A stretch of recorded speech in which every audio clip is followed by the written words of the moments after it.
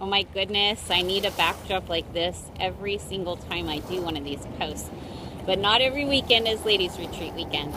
And I can tell you at Ladies Retreat, we laugh and we cry and we eat and we we drink really good coffee. There's a Dutch Brothers right around the corner.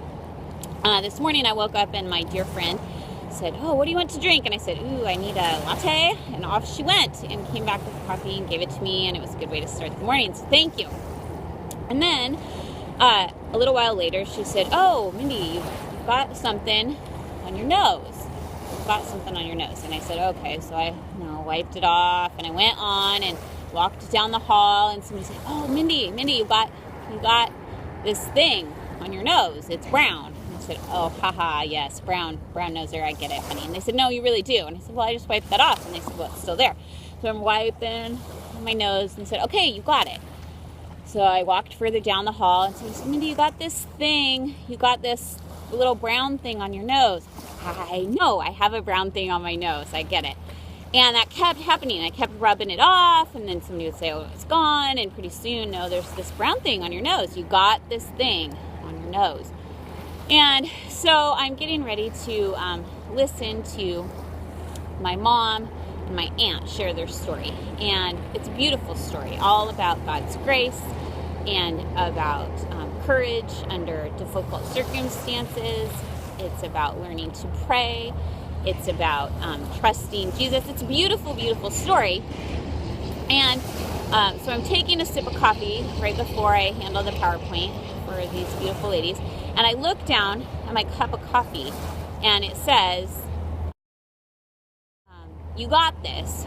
And above the "You got this" is a little brown stamp of ink that said vanilla latte.